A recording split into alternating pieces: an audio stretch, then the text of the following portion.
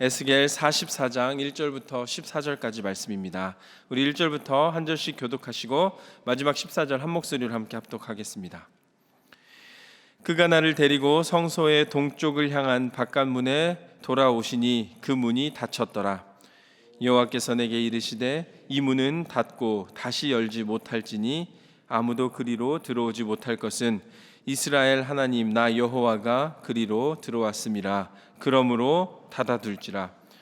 왕은 왕인 까닭에 안길로 이 문 현관으로 들어와서 거기에 앉아서 나 여호와 앞에서 음식을 먹고 그 길로 나갈 것이니라. 또 나를 데리고 북문을 통하여 성전 앞에 이르시기로 내가 보니 여호와의 영광이 여호와의 성전에 가득한지라.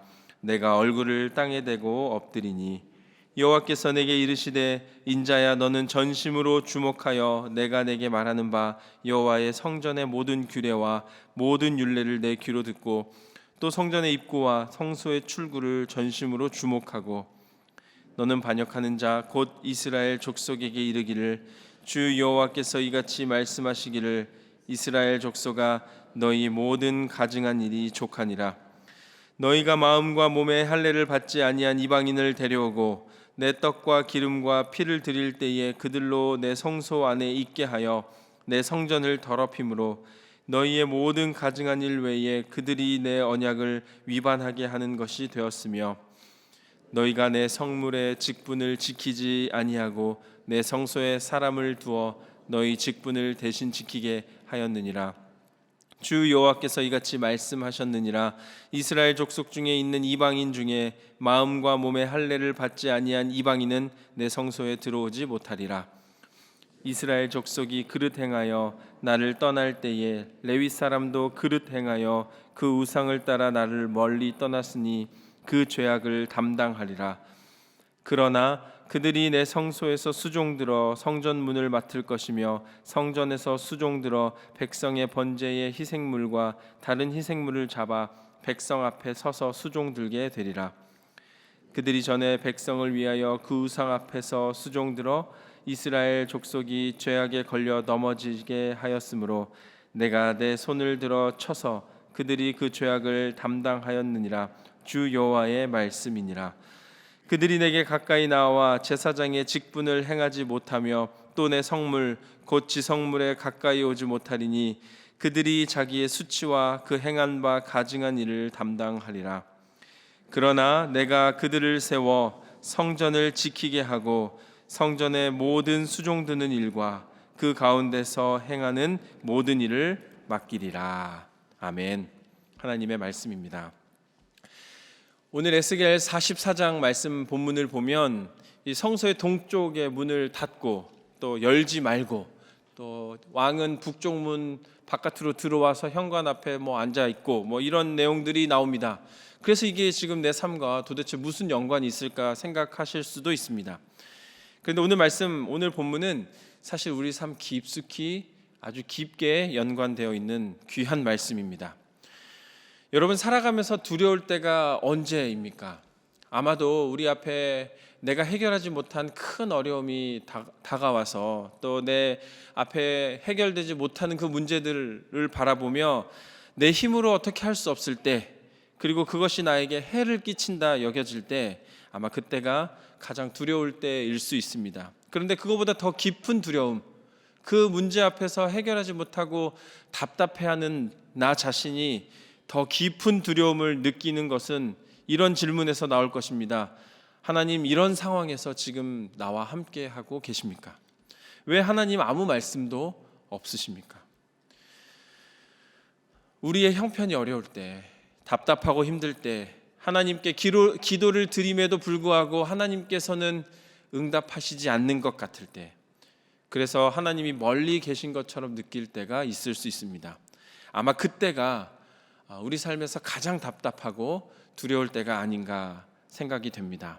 오늘 본문은 그런 우리에게 하나님께서 임재하심과 거룩하심 그리고 우리를 회복시키겠다 약속해 주시는 아주 귀한 말씀입니다. 에스겔서 전체는 이제 이스라엘 백성들의 포로 생활에 있는 이스라엘 백성들에게 주어진 말씀입니다. 그들은 이미 나라를 잃었습니다. 예루살렘 성전은 무너져 버렸습니다. 하나님께 예배하던 자리도 사라졌습니다.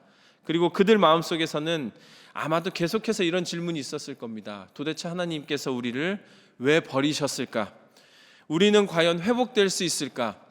가장 두려운 그 시기, 내 앞에 어려움이 있을 때, 해결되지 않은 그 어려움 앞에서 답답하고 두려울 때 하나님께서는 에스겔에게 새 성전을 보여주신 것입니다. 단순히 건물이 다시 세워지고 이 회복된다는 것을 넘어서서 사실 하나님께서는 자기 백성과 다시 함께 하시겠다 약속을 주셨습니다. 특별히 오늘 본문은 이제 성전의 동쪽 문에서 시작되는데 이 문이 아주 중요합니다. 어제까지 본 본문 에스겔 43장을 통하여 하나님의 영광이 다시 동쪽으로부터 들어오셨다라고 기록되었습니다. 그리고 오늘 44장에 그 문을 닫으라라고 기록하고 있는 것입니다. 하나님께서 그 문으로 들어오셨기 때문입니다. 이제 이 말씀을 통하여 하나님이 어떤 분이신지 한번 살펴보는 은혜가 있기를 바랍니다. 첫 번째로 하나님은 우리를 결코 떠나지 않으시는 분이십니다. 특히 오늘 닫힌 문은 하나님의 임재를 기억하게 합니다. 오늘 1절 2절을 제가 읽어드리겠습니다.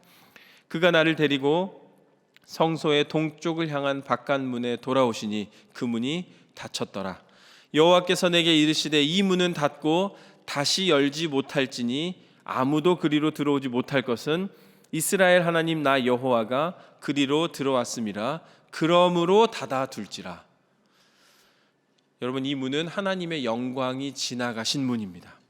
그러므로 평범한 출입문처럼 사용할 수가 없습니다. 거룩하신 하나님의 임재하신 흔적이 있기 때문이죠. 그리고 그 임재하신 흔적을 우리가 닫힌 문을 보고 기억할 것을 말씀하고 계십니다. 우리가 이제 에스겔을 44장까지 보고 있습니다. 에스겔 앞부분 10장 11장에서는 하나님의 영광이 이스라엘의 우상 숭배로 인하여 임재하심이 떠나갔습니다. 여러분, 성전이 아무리 아름답고 또 예배 형식이 갖추어 있다 할지라도 하나님의 임재가 없다면 빈 껍데기에 불과할 것입니다. 그러나 에스겔 43장 어제 본문에서 이제 하나님은 다시 동쪽 문으로 성전에 들어오셨고 그 문을 닫게 하심으로 다시는 이스라엘 백성을 떠나지 아니하시겠다 약속하신 것입니다. 은혜의 약속입니다.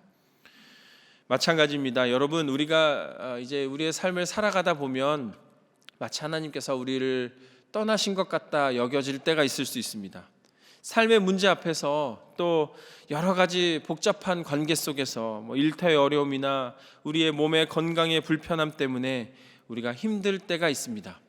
그러나 여러분, 그 순간에도 하나님은 우리 곁에 여전히 계시는 분이십니다.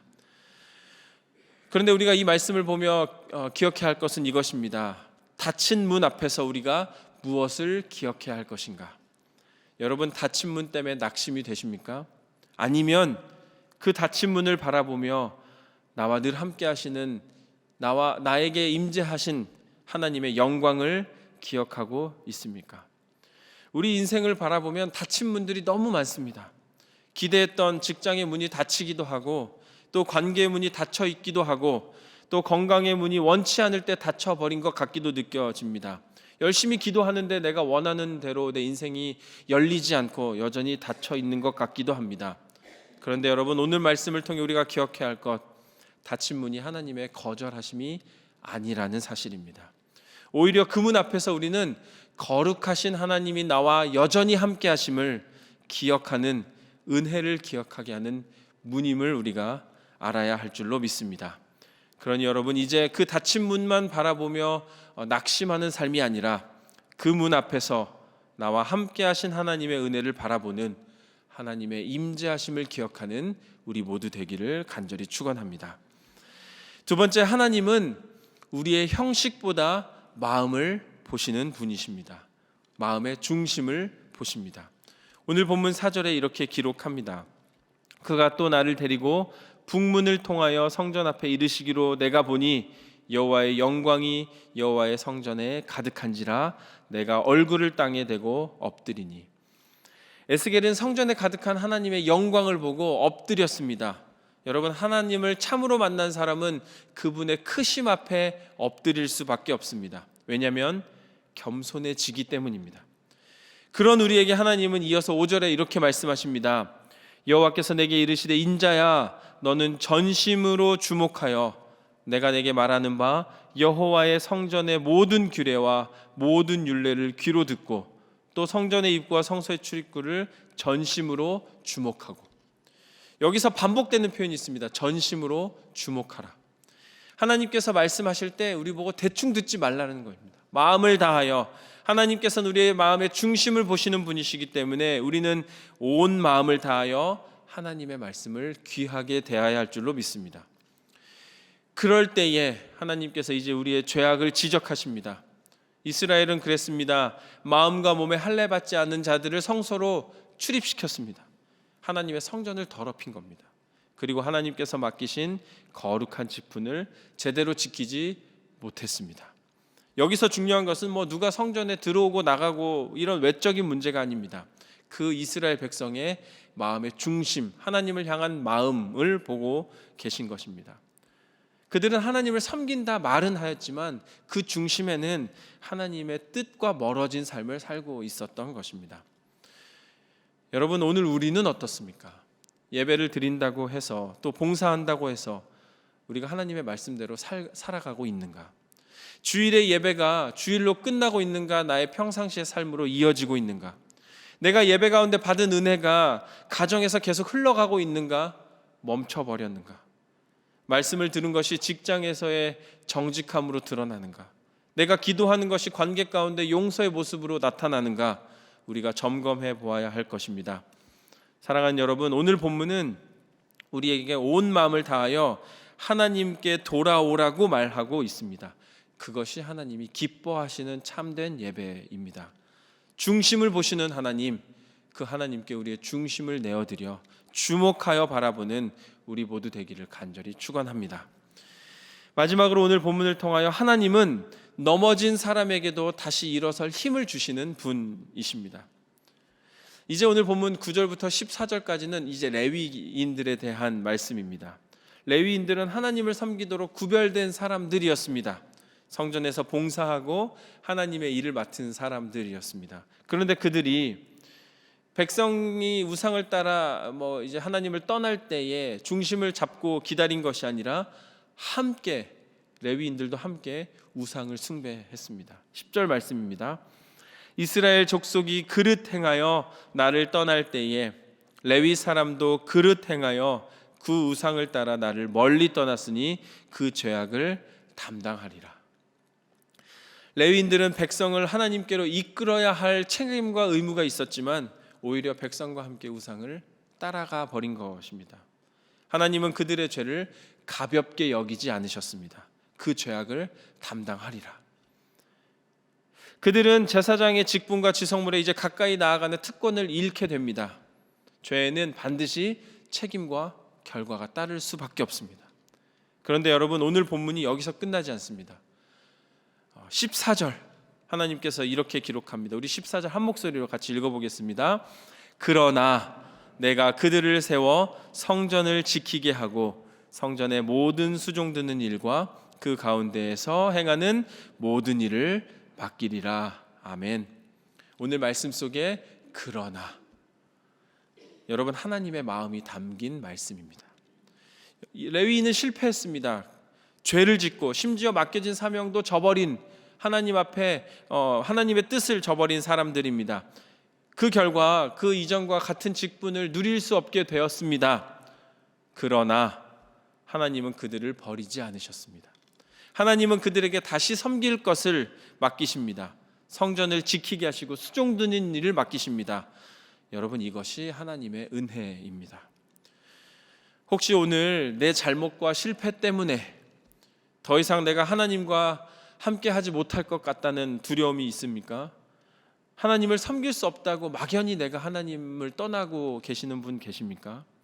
물론 하나님께서 죄를 가볍게 여기지 않으시지만 여러분, 그러나 회개하고 돌아오는 사람을 하나님께서는 여전히 사랑하시고 포기하지 않으십니다. 그러니 처음부터 큰 일을 하려고 하지 않아도 됩니다. 오늘 다시 예배의 자리에 서고 말씀을 펴고 하나님께 기도하며 나아가는 것, 맡겨진 작은 일부터 신실하게 하나님께 나아가면 하나님께서 회개하고 돌아오는 사람 외면치 않으시고 다시 순종의 자리로 부르실 줄로 믿습니다.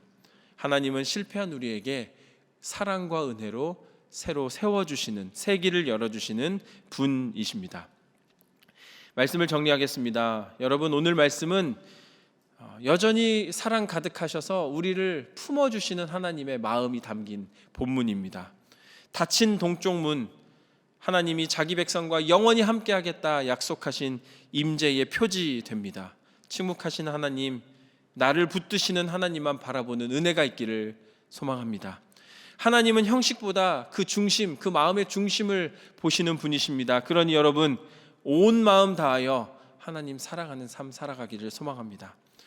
또 하나님은 실패한 자, 레위인과 같은 우리에게도 다시 섬길 은혜의 자리를 허락하십니다.